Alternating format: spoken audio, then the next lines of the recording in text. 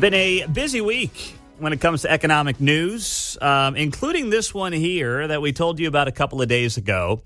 Commerce Bank, of course, based here in Kansas City, 50 branch locations in the region, is among 10 small to mid-sized banks whose credit ratings were downgraded this week by Moody's. What does that mean? Is that a sign of things to come? Is it just a blip on the radar? Charlie Gasparino, of course, Mizzou's finest, Fox Business Network, joins us on KCMO Talk Radio. Charlie, that news from this week, Commerce Bank and the others, is that cause for concern to you or just kind of a passing news story? No. I mean, it's real. Listen, the banking crisis really never went away. I mean, it's kind of like it went into sort of stasis, so to speak. What led to Silicon Valley Bank's collapse, what led to the other collapses, is that formula persisted in about, the numbers I heard when I was reporting this out a few months ago was there was like 50 to 100 banks like in the similar condition, and they were not like little dinky banks. They were like mid-size, smallish, large. Well, how can I put it? Smallish, mid-sized banks and biggest mid-sized banks, and they all have the same issues. When you have super low interest rates, you do certain things. You make loans to places. You go out on the risk spectrum. Conversely, when you need to hold capital, when you make loans, or that's because all these banks are regulated. The capital that they were mandated to hold is the same sort of capital that takes a hit when in a rising interest rate environment, even though it's safe. If you market to market, and if you get some withdrawals, and you need to use that capital is going to be worth less as you sell it in the open market. A lot of this is in treasuries and mortgage-backed securities. So that sort of weird mismatch there that manifested itself in Silicon Valley Bank and the other ones, First Republic, and there was two or three other ones like it, persisted throughout the industry. I mean, we had Larry Fink on of BlackRock on Fox Business. He was talking about 50 to 100 banks have that similar characteristic. So this makes total sense. Does that mean they're all going to go out of business tomorrow? Who knows? Probably not. A lot of it is triggered by bank runs and people getting freaked out. So, some of this is a confidence game, So does that mean then? So you don't think this is 2007-ish laying the foundation for some kind of global crisis? I think it's more like the savings and loan crisis. I mean, I just don't think that. I think it's significant. I think it could be significant. Remember, banking's a confidence game. If people didn't rush to take their money out of First Republic, it still would have been around. Maybe in a more of a zombie-ish state where it couldn't make any real loans and it needed to just muddle along to the macroeconomic environment change, like lower interest rates. But you have an issue. And it's there, and I don't know what touches it off, but those banks could face real problems going forward if there's a run, or they get a bad earnings report and people freak out and pull their money out. This is what happens. You see a bank like Silicon Valley, you worry that it extended loans to all these tech people, right? That these startup tech companies that kind of had real issues, right? The tech. We know there was a real washout in the tech industry over the last 2 years. You're a depositor. You take your money out. How do you get your money out? The bank, it's not just sitting there. It's in loans, and also bank holds capital against that money, right? So, but that capital is worth less if they have to sell it in the open market because of higher interest rates.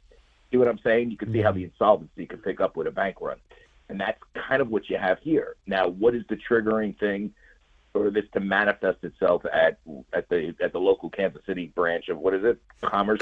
Yep. Commerce. Yep. Yeah. I don't know what it is. Maybe it won't happen. Maybe Commerce was much more conservative in its loan portfolio. I mean, I not look at the books, but that's kind of how it happens. Remember, people think banking is a sort of like orderly business. It is in many ways, but it's also a confidence game. It matters what you believe is in your bank. Mm-hmm. The biggest the bank with the most confidence right now is J.P. Morgan, and that's why a lot of the money from those mid-sized banks sort of moved over to J.P. Morgan, and so that's what you have here. And it's mainly in these mid-sized banks that don't have the broadest balance sheet. They don't have much protection. Where the confidence is less, maybe it shouldn't be less, but it is less. I don't know everything that's in J.P. Morgan's balance sheet, right? If they had to unload tons and tons of treasuries and whatever capital they're holding tomorrow because of some massive bank run on them, they wouldn't be able to withstand it either, because that's just the way banking works. But right now, that's not where the lack of confidence sits in mid-sized banks, because they particularly have that weird mismatch. They're smaller.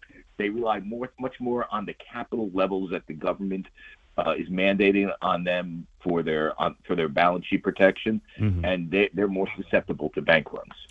Charlie Gasparino, Fox Business Network, is on KCMO in Kansas City. So, Charlie, the other big news this week, of course, the inflation report yesterday came in. It came in a little below expectations, 3.2% year over year.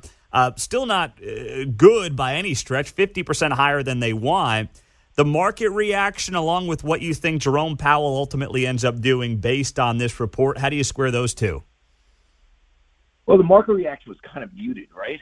Mm-hmm. It was kind of a choppy session, ended up a little bit. Listen, I'm still not convinced that, the inflation rate is definitely going down. The rate of inflation is going down. Prices are still pretty high, right? I mean, that's the mismatch here. And I think this is what people are missing. Rate of inflation is coming down to what was it yesterday? 3.2, right? Yep. On the consumer price index. That doesn't mean you've had your assets deflating. So that means food, which is already high, is only rising at a 3.2% rate. Yep. The question is, if your wages keeping up with that? And there's some evidence that it is. It's starting to keep up with it, but it's slow going, and it's not. We're not there yet. Meaning there where wages are outpacing the rate of inflation, and where you can actually, afford something that you couldn't afford in the past. For average people, we're talking. Well, I'm not talking about Wall Street fat cats who can gain market and beat the rate of inflation through speculating on stocks. I'm talking about average people, and that's the problem that it has. And I think that's the problem with Biden, trying to sell this notion of Bidenomics. It's not squaring with average people. As much as he goes out and starts saying, well, I defeated inflation, which he really didn't. He actually helped cause it. But be that as it may, people are saying, did you really, defeat inflation? Food is way too high still. Guess what? Housing prices are still still high and going. It's hard to afford to buy a house right now. And by the way, gasoline prices are going up. Mm-hmm. So, and the reason why is because in order to basically get inflation under control in a way that people appreciate and see, you just can't lower the rate of inflation. You need to lower prices. And how do you lower prices? Well, one way to lower prices is through a deflationary recession, which you kind of don't want.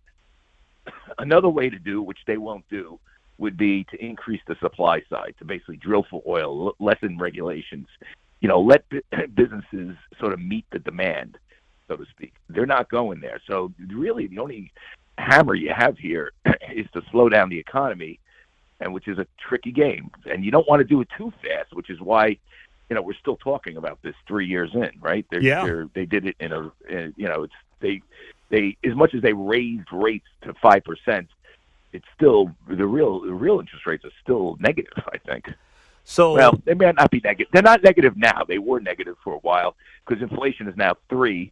Real interest rates are at 5, so they're not negative now. But you get what I'm saying. Mm-hmm. It was hard getting to the point where you were taking down the rate of inflation. You really want to see wages pick up dramatically, and inflation and basically price increases stop. So your wage rate so you can afford stuff. Yeah. Absolutely. Charlie, I got to ask you about this. You had it yesterday on the politics side. You had the scoop. It says Ron DeSantis remains well behind Trump, but his campaign advisors say he has more than enough money to play the long game against Trump and stick out the race to the bitter end in hopes of a Trump faceplant. What do you think? I mean, DeSantis was here in Kansas City on Tuesday raising money. It was $3,000 to get into the luncheon. Do you think he's really going to be able to hang around that long?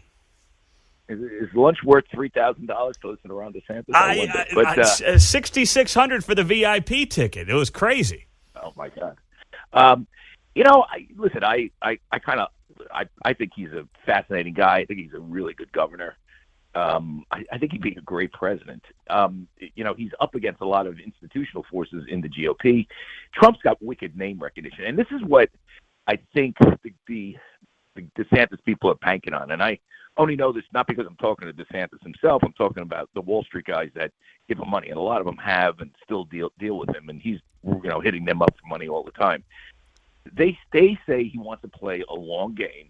They say he believes, they're banking on, now whether they believe this or not, but they're banking on the notion that Trump's support is, he's got core supporters that are really like into him, right? Mm-hmm.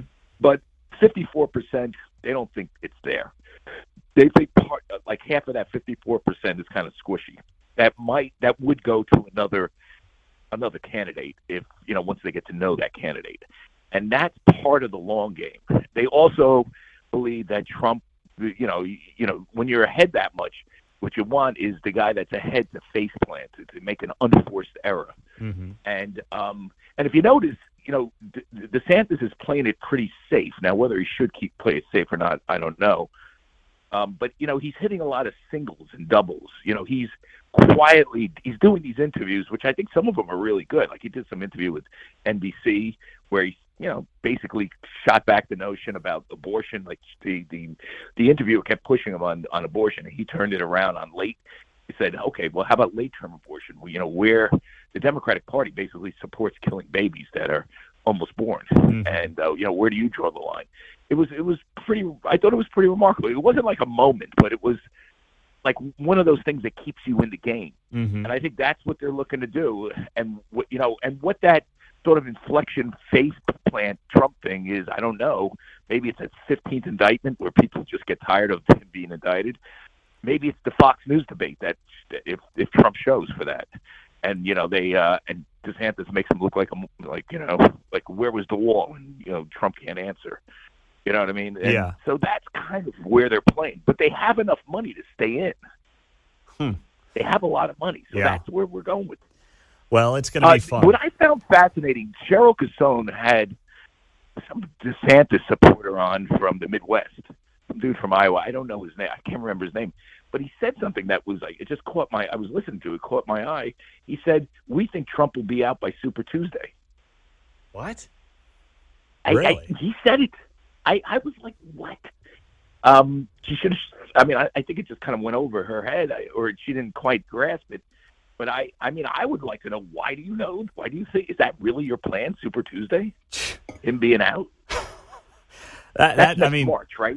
Tuesday's next. That is, wow. That's interesting. The only way that happens is if he's in an orange jumpsuit, which I know would be the left's dream, but seems incredibly improbable right now. That's wow.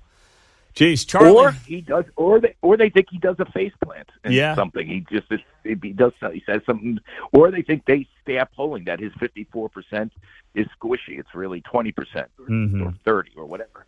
Well, Charlie, you always got the insight, and whether it's on Wall Street or on the politics side, we always appreciate you joining us here in Kansas City, my friend. Thanks so much. Anytime, Pete. Talk to you soon. Talk to you soon. That is Charlie Gasparino. Does great work here on KCMO Talk Radio. Appreciate him hopping on the show for a few minutes.